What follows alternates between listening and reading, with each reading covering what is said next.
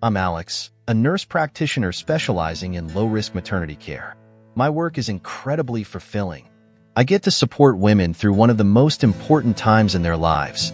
I collaborate closely with doctors and midwives to ensure healthy pregnancies, smooth births, and supportive postpartum care. This career path was a natural choice for me, having always been drawn to the medical field and wanting to make a tangible difference in people's lives. My fiancée, Emily, is in the final stretch of her residency. We met during our medical training and instantly connected over our shared passion for healthcare. Emily's dedication to her work is one of the many things I love about her.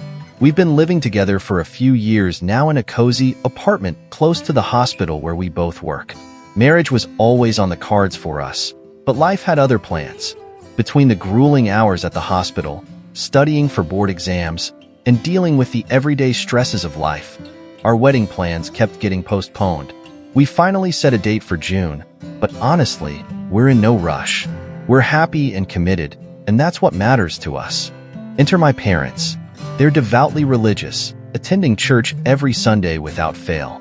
To them, my living situation with Emily is a constant source of concern and, frankly, embarrassment.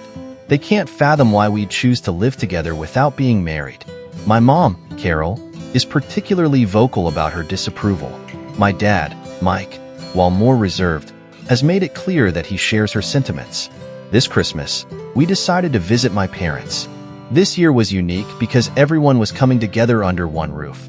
My parents, my 3 siblings, their spouses, their 7 children, Emily, and me. 17 people in total, spanning 3 generations. It promised to be a bustling, chaotic, and hopefully joyful reunion. Dinner was a grand affair, as always. My mom outdid herself with a spread that could feed an army.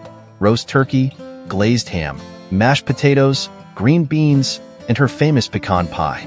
We all gathered around the large dining table, the air filled with the aromas of a classic holiday feast and the sounds of laughter and chatter.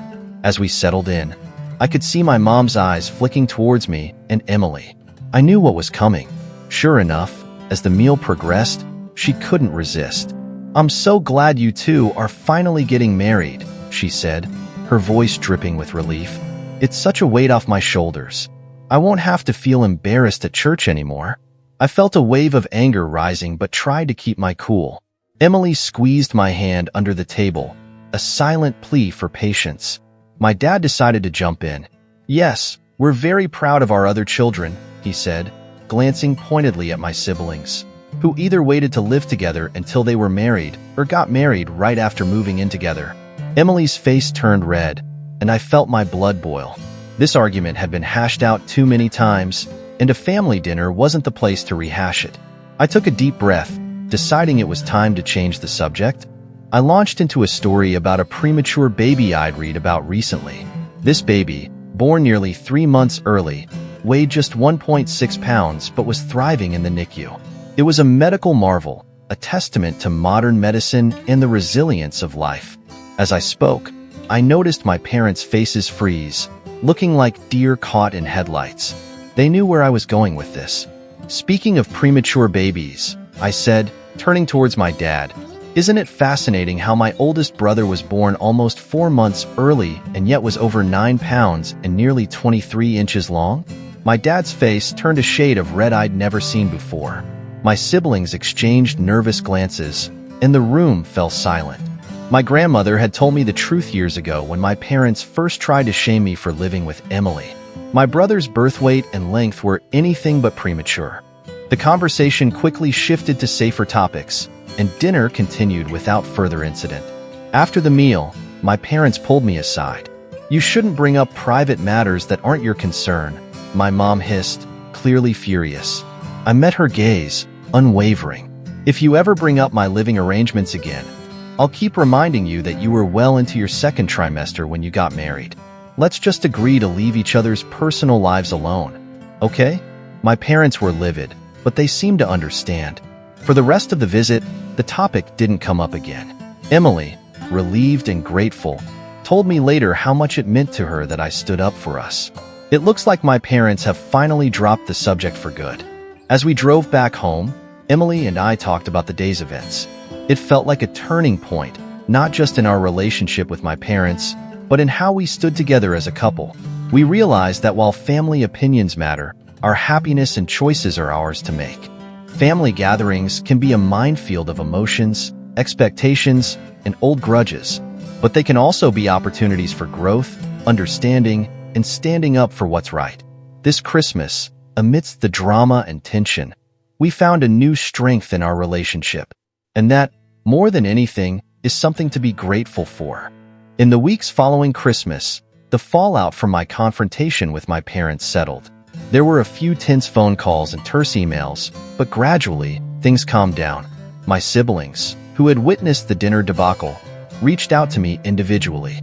They expressed varying degrees of support and understanding, though some were more hesitant to fully back me up, likely fearing our parents' reaction. My oldest brother, David, the one whose birth story had been my trump card, called me one evening. "I had no idea about all that," he admitted. "Guess it's one of those family secrets no one talks about." "It is," I said, "but I'm tired of them using their moral high ground to shame us. We're happy, we're committed, and that's what should matter." David agreed, and our conversation turned to lighter topics. It was a relief to have at least one sibling firmly in my corner. With the family drama mostly behind us, Emily and I turned our attention to our upcoming wedding. Planning a wedding while working demanding medical jobs was no small feat, but we managed. We decided on a small, intimate ceremony with close friends and family. The guest list included my parents, of course, but the power dynamics had shifted. They knew better than to voice any further objections about our choices. Emily and I took dance lessons, choosing a song that had become special to us over the years.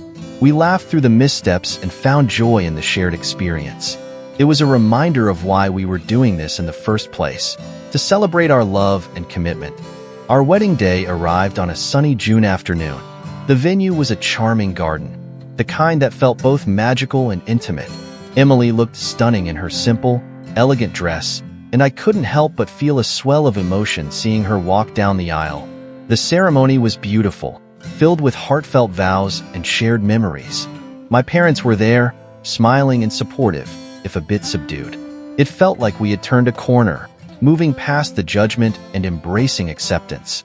As we settled into married life, Emily and I reflected on the journey that brought us here. The challenges with my parents had strengthened our bond, teaching us the importance of standing up for our beliefs and supporting each other unconditionally. We continued our demanding careers, finding balance and joy in our shared life.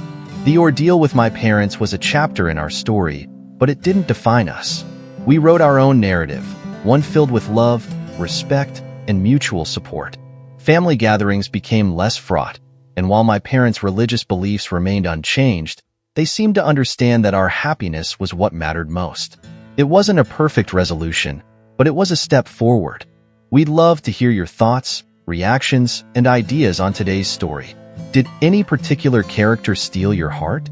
Were you on the edge of your seat because of a surprising plot twist? Or perhaps you have your own theories about what might happen next. Whatever it is, don't hesitate to share. Please remember to keep all comments respectful and constructive. We value diverse opinions and perspectives. Spoiler alert: if discussing specific plot points or twists, please use spoiler tags to avoid spoiling the story for others. Positive vibes only. Let's spread positivity and encouragement within our community. Kind words can make all the difference. Conclusion: your voices matter, and we can't wait to hear what you have to say. Let's continue this journey together as we celebrate the magic of storytelling.